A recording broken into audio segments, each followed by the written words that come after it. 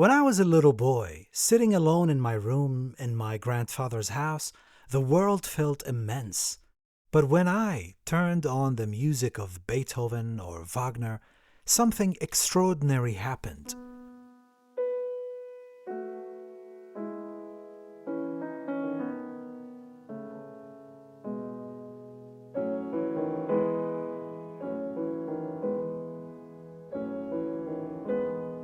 The notes lifted me beyond that small room into a vast, endless world of emotions and imagination.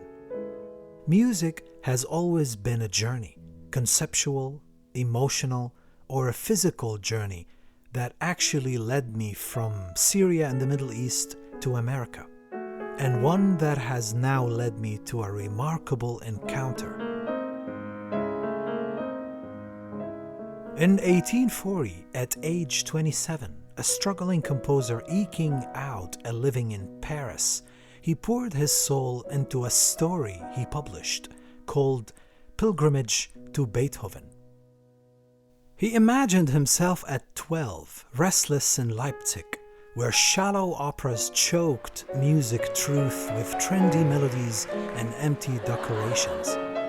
Driven by Beethoven's symphonies, those thunderous screams of the human spirit, he dreamed of walking on his feet 300 miles to Vienna to meet his idol.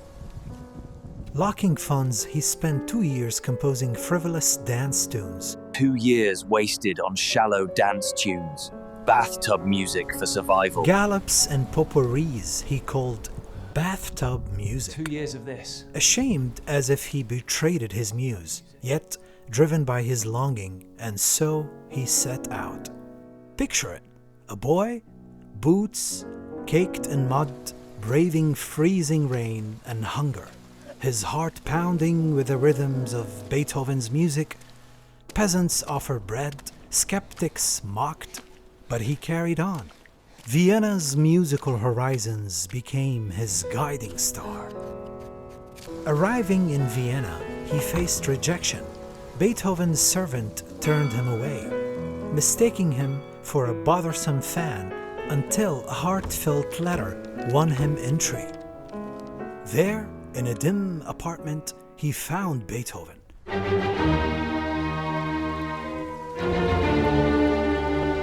Wild hair, eyes blazing, manuscripts scattered like falling leaves. Music isn't for the rich or their parlors. Master, I have come. Beethoven growled. It's the soul's voice. Love, pain, truth poured into sound. True art demands everything. Fight, your time, your life. He railed against the hollow operas of the day, urging the boy to create music that endures, no matter the cost. But only after years, that mud-caked boy will be known as Richard Wagner, the composer whose operas still shake the world. That imaginary meeting, though Wagner was only 12 when Beethoven died, sparked a flame. It was Wagner's need for art that matters, written from his own struggles, and it fueled operas that still shake the world.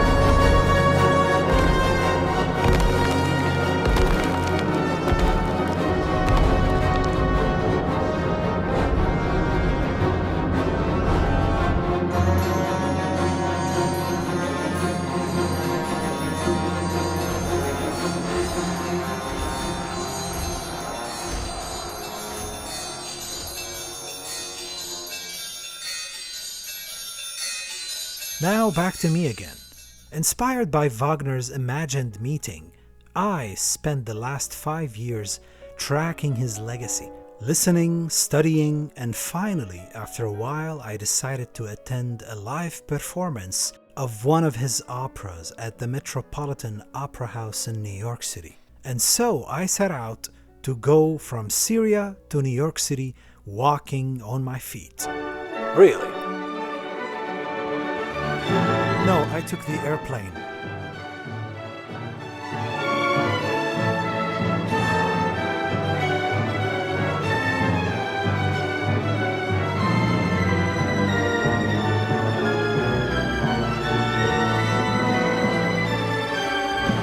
But seriously, even if you find this strange, I have to be honest and admit that I have spoken to many of my heroes and actually met them. Recently, I had the chance to meet John Williams, the great composer. We played on his piano and made music together, sharing funny conversations, and then I woke up. It was just a dream, but a beautiful one. And then I met Mickey Mouse, another hero of mine. You know, when you're like a child, you adore superheroes, Batman, Superman, Spider-Man, Einstein, and of course, you're going to imagine meeting them and seeing them in your dreams. So this time I decided to attend the Flying Dutchman, somehow thinking that I might see Wagner in a way. Who knows? Or perhaps just his spirit.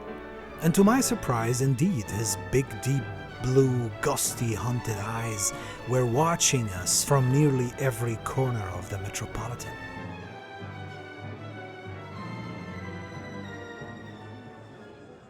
It turns out I'm not the only one who dreams about meeting heroes.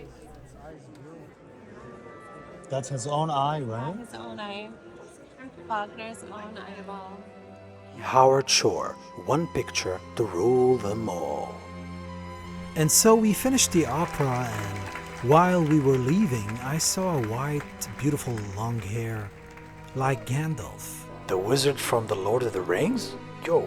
I thought for a second, but then I realized this could be the composer Howard Shore. I saw a small part of his face, of a handsome, elegant old man.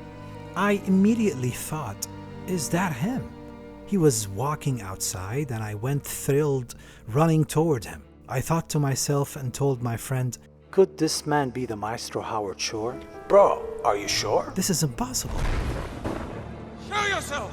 What do I do to make sure that's actually him? Let me ask him a question, I thought, so he would turn and face me, and then I could be sure that this is the man who created the iconic music for The Lord of the Rings. So I went up to him from behind and screamed, Sir, are you a musician? When he turned toward me and he said, You talking to me? I said, Are you sure? He was like, Trust me, bro. You talking to me? Yes. it was him. I mistook you for Saruman. The man who gave soul to the Shire, sound of power and evil, and seduction to the ring, glory to Aragorn, warmth to Sam and Frodo's friendship, and magic to Gandalf, majestic horror to Sauron, is just standing in front of me. I was shocked at how stupid my question was. It's wonderful to see you, Gandalf. I could barely speak out of excitement. I didn't know where to start. I had a million questions, compliments, and things I wanted to ask him. We had 10 to 15 minute conversation. We talked about his recent released book, about the music of The Lord of the Rings. We discussed Wagner's performance that we just saw tonight. And I asked him many questions, including which Wagner opera was his favorite. And he said, Percival. I asked if he was working on something new, and he replied, I have 3 new works I'm working on. He looked very happy. Then I complimented his hairstyle and how handsome and elegant he looked. Even more than Gandalf, I said. He smiled, and then I asked if I'd take a photo with him, and he kindly accepted. And then I woke up. Damn it. No, not this time. And this is the best photo.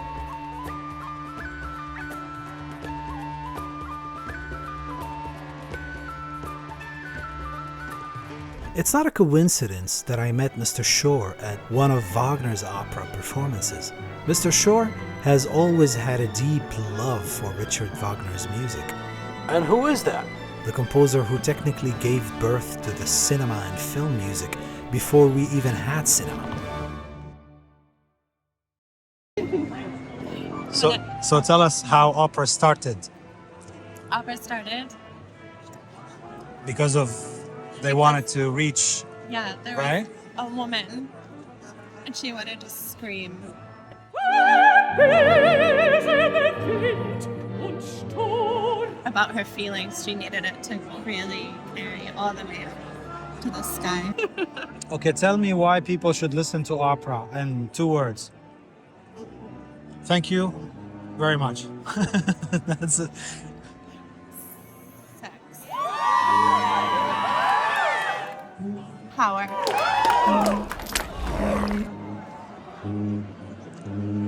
No, you could have 3 words, 4, 5. Murder.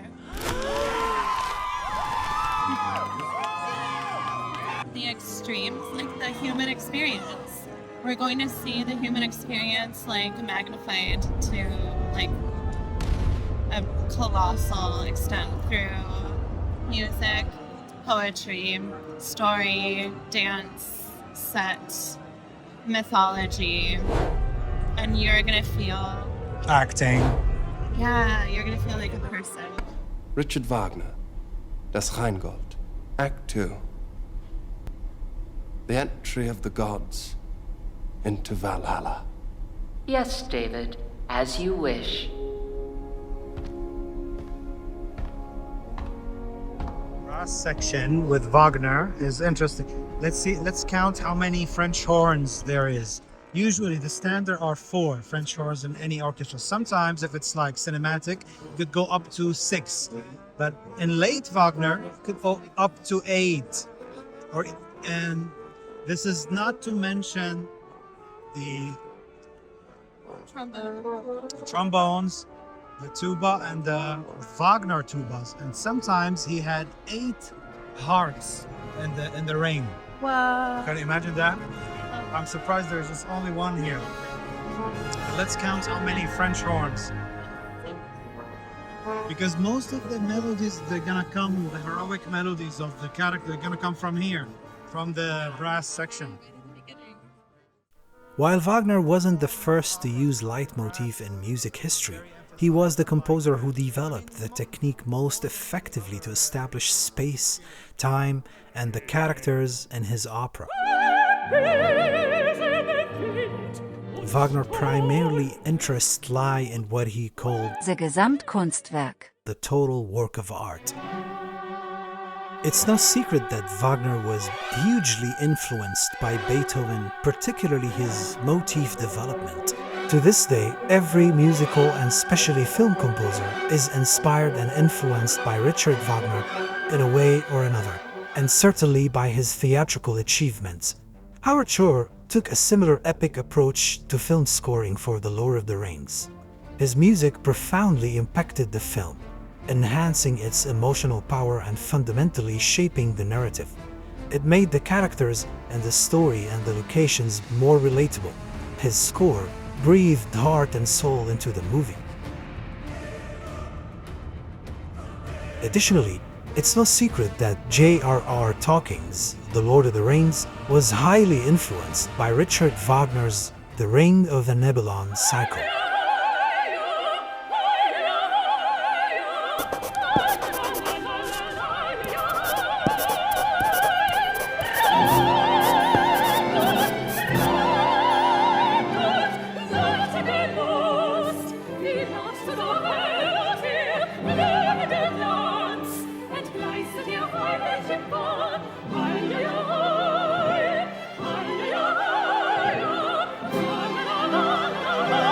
Now, let's think about this. Richard Wagner's The Ring of the Nibelung is an epic cycle contained of 4 big operas. It's a rich tapestry of mystical characters, monsters, mythical heroes, and the conveyed ring made of gold from a river. Gold. Anyone who could capture the ring is granted an enormous power and can rule the world. Many characters and mythic figures engage in a relentless, endless struggle for the position of the ring. Wagner spent about 26 years completing his epic cycle of 4 operas that he called The Ring of the Nibelung. The cycle premiered at the Wagner Festival Theatre in Bayreuth in August 1876. The Nibelungs are the dwarfs of Das Rangold. Alberic, their master, forges the Ring of Power after renouncing love. And he enslaved them to dig deep into earth, forcing them to drag out gold in his subterranean kingdom. Their world is greed and emptiness. Their life reduced to endless labor and blind obedience. A crowd of corruption and ignorance, driven by the lust for power. Wagner forces us to hear the reality, a brutal ostinato of hammers, metallic and merciless, pounding and pitiless, cold and ceaseless, iron and iron without a pause. It pounds like muscles without thought, a mass of motion without spirit. With fearless mastery, Wagner points the march of darkness itself.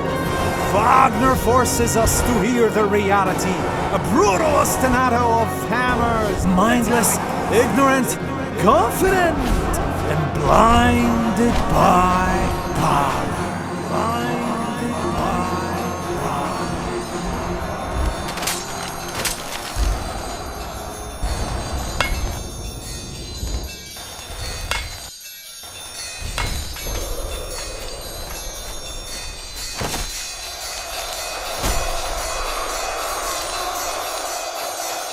And the gods are no better.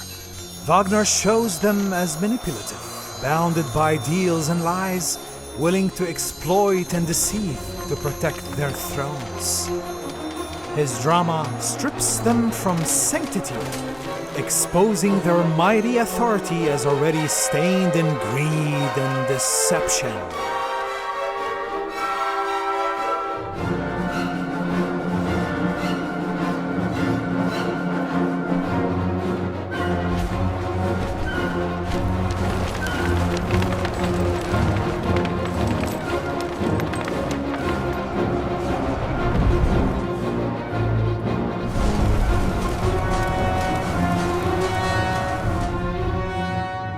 On the other hand, J.R.R. Tolkien's widely popular epic book, The Lord of the Rings, surprisingly shares many fundamental principles and basic plot structure.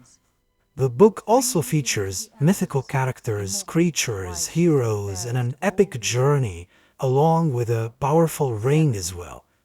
This ring can give an enormous power to its possessor to rule the world. Fires of Mount Doom. The Dark Lord Sauron forged in secret a master ring to control all others. Into this ring, Furthermore, the differences between Wagner's Ring and J.R.R. Tolkien's work are evident. Despite their fundamental similarities, both are addressing themes of obsession, corruption, and the consequences of power. Oh yeah, power, power, power. It's all about power.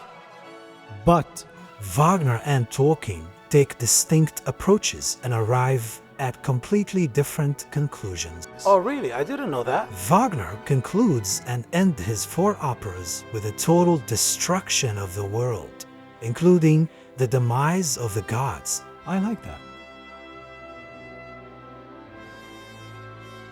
In contrast, Tolkien's epic book ends on a more positive note, marked by the destruction of the ring and its malevolent power, and the triumph of goodness, friendship, love, humanity over darkness, greed, and evil. I like that. But I can't carry you! Come on!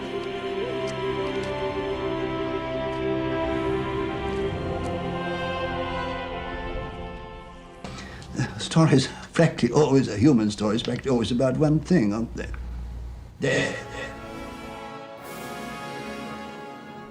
At the end of his article Reflections on the Ring of the Nibelung, the British philosopher Roger Scruton writes, and we read, "Yes, the god must die, and we ourselves must assume their burdens, but we inherit their aspirations too, freedom, personality, love, and law.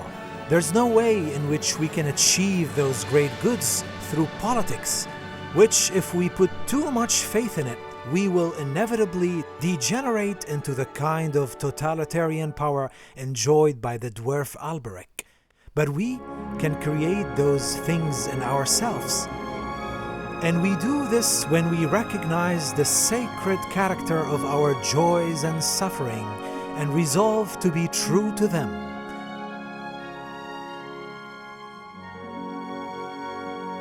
Hence, when the action of the ring has come to its inevitable conclusion with the death of the free hero Siegfried and his beloved Brunhilde, with the burning of Valhalla and the destruction of the gods, when all conflict have run their course, when death is triumphant and the gold return to the Rhine, the music recall the most sublime event in the drama. When a mortal woman who had lost everything, save love, gave her blessing to the goddesses who saved and rescued her. This, one of the supreme moments of Western civilization, is also the greatest statement in modern drama of what life is really about.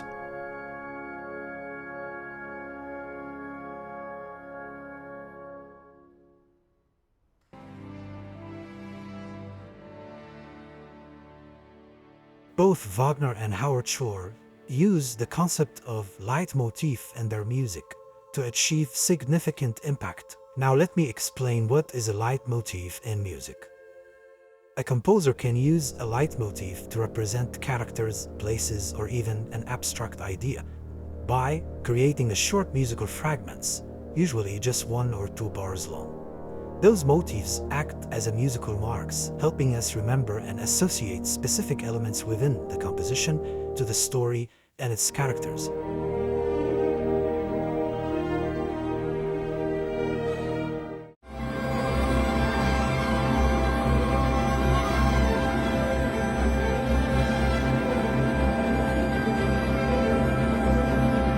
As the story in a play or in a film unfolds, composers have the flexibility to evolve, modify, or adapt those motifs based on their understanding of the character's emotions and the progression of the narrative in the story. I like to think that a motif is the soul of a character. It can represent his identity, but also it can take us deep into their emotions, revealing what might not be visible on the surface. For example, if a character is a hero, the music should convey their heroic nature.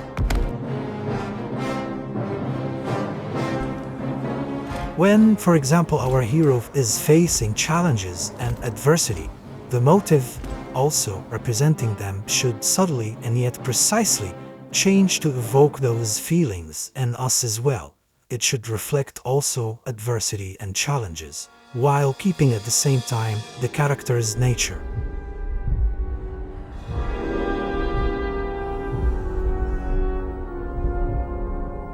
The composer's key role in a film music or a score is conveying the shifts and the transformations that characters experience or settings throughout the duration of the work. To achieve this, composers utilize a variety of musical techniques, including harmony, counterpoint, rhythmic variations, and orchestration, to manipulate and reshape the emotional resonance of the piece. And yet, they do this with a careful eye on perceiving the identity of the original motif, which is meticulously designed to express the essence of the subject and the characters and following their evolution within the storyline. This is precisely one of the greatest achievements of Richard Wagner in his operas, or as he liked to call them, musical dramas. Every man is worth studying carefully, but not every man is worth talking to. Talking to me? Wagner possessed and demonstrated exceptional effectiveness and integrity in creating connections between characters, concept, and locations through the leitmotif and thematic development, while still representing each character, subject, idea, or location independently. Music, through its narrative power and emotional depth, has the capability to intensify the story. It can expand its dimensions while expounding its complexity. I like that. I'm gonna say it again. it can expand its dimensions while expounding its complexity. Then let us be rid of it. Once and for all. But also, it can convey nuances of characters' deep thoughts and emotions, which may not be explicitly articulated in the script, but raised within the character's life, within the character's hidden thoughts and psyche. You know what I mean? You know what I mean, bro? Yeah, I got you. But like psyche, like what do you mean? In other words, music adds depth and emotions to the story, and sometimes even help us understand what a character is thinking or feeling, even if they don't say it out loud in the script. Yeah, like symbolic stuff and hidden stuff. I feel you, bro. I like that shit. When we trace back the history of musical composition, we can recognize the significance of the form known as theme and variations. This form serves as the essence and the DNA of musical development, in my opinion. This is where ideas are developed from theme or simple ideas or motifs into something bigger and more complex. Even before the time of Wagner, and of course before the time of Howard Shore, Beethoven and Mozart and composers even before them, we can observe how those composers can expand and modify and transform their ideas through the form of theme and variations.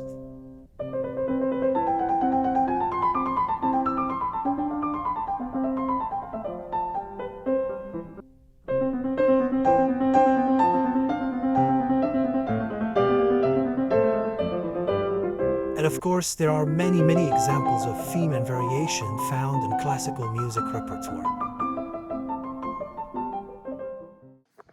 Hey, my name is Yazan, and I'm a composer and an artist. I would like to show you how music can change and affect the way we see a movie and implement the emotions and the location or the character, anything basically, and what orchestral music can do. Join me in this video so we can talk about this. How music can reflect anything, right? This is Abu Dhabi, by the way.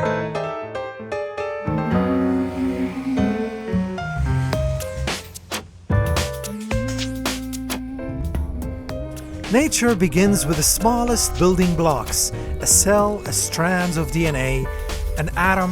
From these, forces grow, rivers flow, life unfolds. Music begins the same way. Even two notes can carry a whole universe of emotions. Listen closely. Those two notes are already playing, quietly shaping what's to come. Can you hear them?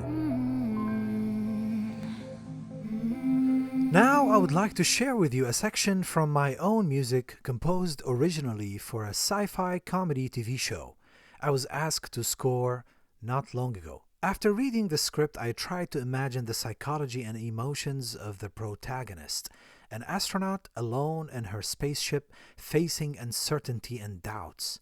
More than words, music have to express her sense of isolation, quiet fear, and the challenges coming in the future. Unfortunately, since I cannot share the real footage since the TV show haven't aired yet, I went on and I re-instructed the sequence with AI. Let's imagine and watch together. How is she feeling? But more importantly, how should we, the audience, feel?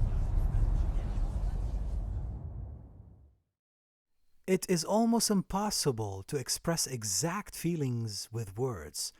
Same goes for music, which is even more ambiguous. But that's why it's fun to try. So I began with just two notes, a motif built from a minor third. Repeating and shifting it creates a sequence of 4 phrases.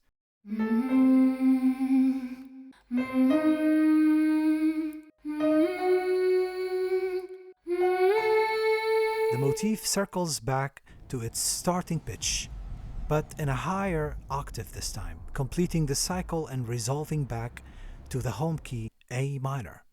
Harmonically, this comes from the A minor diminished chord, A, C, E flat, and F sharp.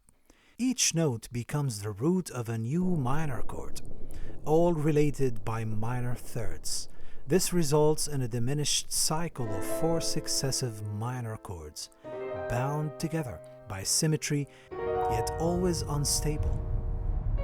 This instability reflects the astronaut's emotional state, fragile, uncertain, but moving forward. Then I applied the harmony to this melody, and once the harmony and the chords are ready, it would sound like this.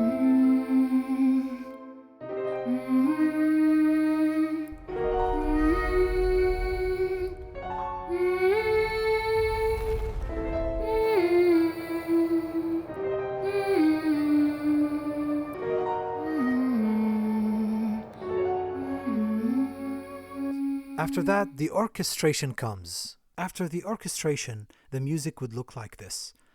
The motif is expanded into atmosphere, everywhere. Recorded with the Moscow Metropolitan Scoring Orchestra, the music comes alive.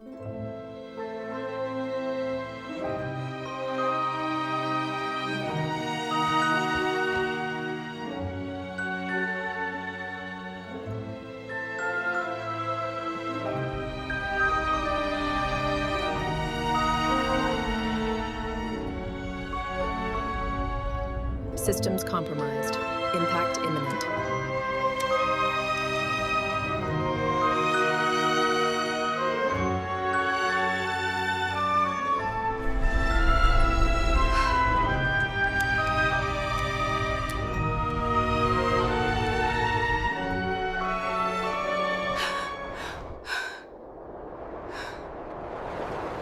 Then in the story, danger arrives. An asteroid racing toward the astronaut. To capture this increasing drama, excitement, and danger, I created a new motif consisting of a fast 16th note sequence.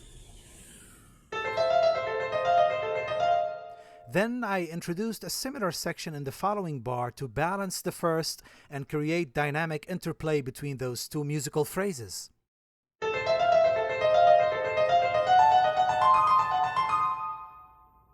This new figure, with its two sections, now start to take over, functioning almost like travel wind wave bouncing between the section of the orchestra, from the winds to the high strings, from the brasses to the violas to the cello to the piano, then to the harp and the timpani.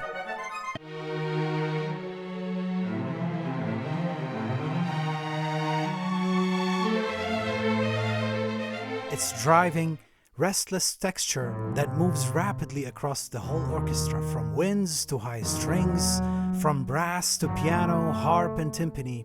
Layer upon layer, it grows everywhere.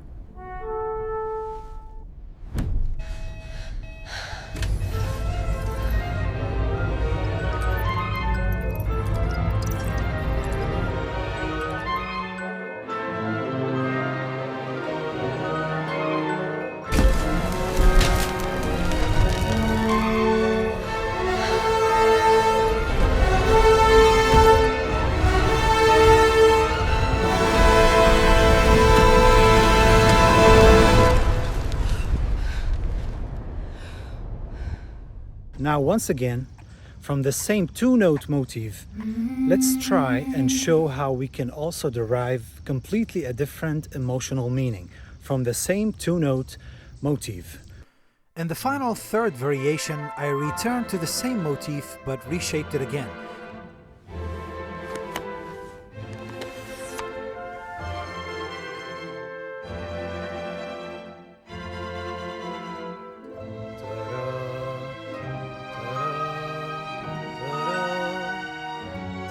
But then a new cantabile theme just comes from the motif with the violins, lyrical, expressive, almost nostalgic. With ostinatos in the lower strings, it suggests not just danger or fear, but maybe discovery and even awe.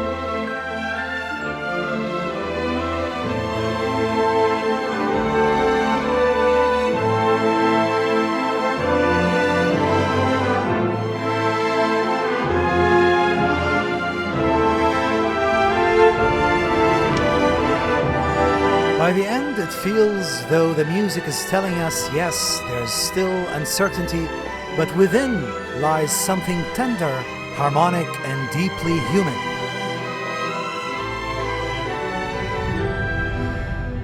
And yet inevitable.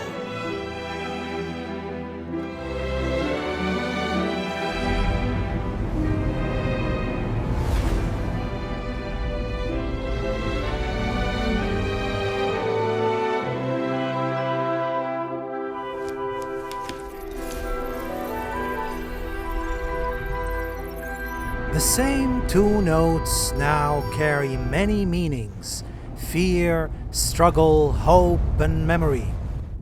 And that's the power of motif. One small idea transformed again and again, becoming the voice of the story. What do you think, sweetheart? I like it. I like it. Me too. Now, from space back to Middle-earth, a small question. Why you should listen to film scores, good ones, and especially to Howard Shore's score on its own. Across the Lord of the Rings trilogy, he wrote essentially wall-to-wall music over 10 hours in the film versions, and even more in the complete recordings, and he built a network of interlocking themes so rich that you can follow the story with your eyes closed. You will hear cultures, places, characters, and moral ideas giving their own musical identities. Choral texts are set in Tolkien's invented languages, and reoccurring motifs return in a new harmony and colors as characters change. Shore's method is Wagnerian in the best sense. Leitmotifs are not labels, they are living ideas. They change, they evolve. You can hear their architecture, how the Shire tune warms, darkens, or shadowed by the ring, how battle astanati breathe with choral laments, how instrumentation alone can shift the meaning. The music in The Lord of the Rings is both scholarship and storytelling at once. It rewards concentrated listening. If the film gives you the journey, the score will give you the map. But that's not all. Really? Despite the complexity and the musical craftsmanship, from orchestration to counterpoint to the use of thematic material, including epic brass sequences and tense, crunchy string build-ups, Howard Shore consistently give us memorable, gorgeous melodies that linger long after the film has ended. Yeah, bro, I like melodies. The Shire theme is just one example among hundreds he has composed throughout his film scoring career. Not every composer possesses this gift, but Howard Shore indeed has the touch of melody. The touch of melody? I personally believe that melody is one of the most beautiful aspects of all music. Grazie, signore. And as Mozart once said, melody is the essence of music. He said that, bro? Yeah, trust me, bro. Now, through all of this, especially his unforgettable melodies, Howard Shore demonstrates that sophisticated, great music can still be immensely popular with people. And it doesn't require compromises or alienation from the masses to satisfy a small group of academics. Like nerds. Music is, after all, for all the people. Howard Shore's music is highly sophisticated, incredibly expressive, surprising, emotional, relatable, rich, and complex. Yet it remains accessible to all. It's good stuff, bro. And the Oscar goes to Howard Shore for Lord of the Rings, The Fellowship of the Ring.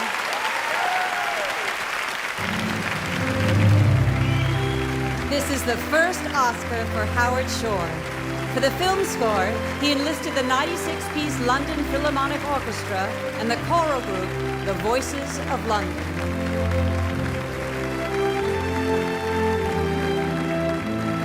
And the Oscar goes to Howard Shore for Lord of the Rings, Return of the King.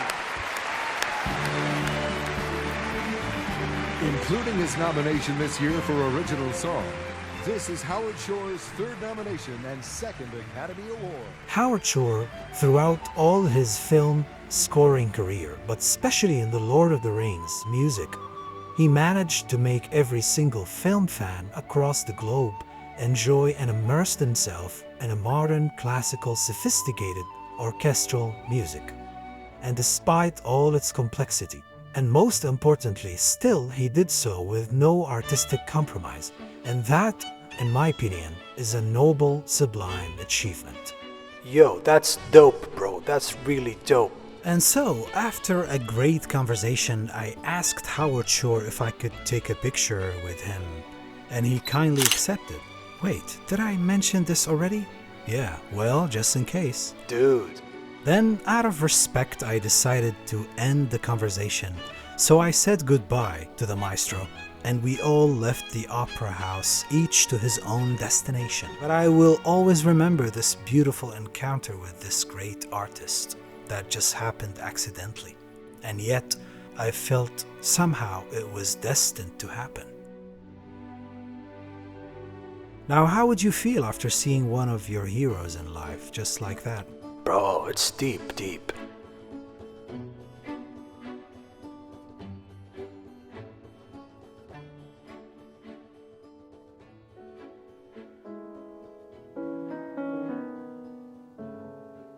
Walking away from the Met, I thought about Wagner, who, like me, had sought out a long journey for music inspiration, then met Beethoven in his imagination. True art demands everything.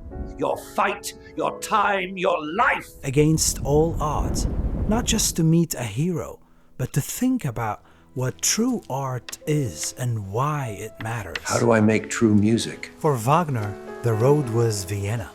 For me, the road has never been to any country at all. I left Syria, but it never felt like home, to be honest. Not when violence and dogma claimed it as their own. Home for me has never been in blood or borders. These are inherited cages, religion, languages, land or passports, things handed to you by accident of birth, not by choice. What we inherit is chance, what we create is a choice. My road has always been the road of music, the journey of art, the pilgrimage of beauty, of creation itself, carried forward by curiosity that refuses to stop traveling, an open identity not built on what is handed down, but on what we make for ourselves. This is where I belong, in the universality of art and truth and beauty beyond all boundaries. And this is the only home I'm always traveling toward. Defy them with truth. Deafen them with its power. In Beethoven's dim apartment, the mud-kicked boy faced a wild-haired titan, deaf but burning with fire. Wagner scribbled a note for him to read. How do I make true music? It must pierce the soul, not court applause. Oppose the wild roar of instruments with the heart's clear voice. Let them meet, and the soul soars to divine consciousness. With a trembling hand, the boy wrote, But the world loves shallow music, empty art. How do I fight back? Defy them with truth. Deafen them with its power. Deafen them with its power. As Wagner turned to leave, the master's gaze softened. Travel safely. Console yourself with me in hardship. The boy stepped into the night, carrying a spark that would one day ignite the fire of his operas.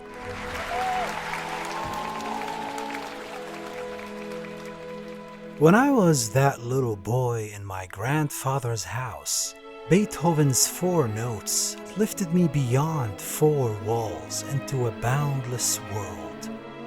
Tonight, beneath the Met's golden glow, I feel that same lift, not from fame, glory, wealth, or Oscars, none of which I claim, but from music's timeless power. Music, it is not a destination, but a journey of the mind and the heart. Wagner, through his work, crafted operas that reshaped music's history. Frodo's burdens took him far and yet, in the end, brought him home, guided by Howard Shore's soaring scores. Music, as the voice of the human spirit, carries us toward eternal lights, as long as we listen. And I can hear now that little boy I was long ago whispering to me.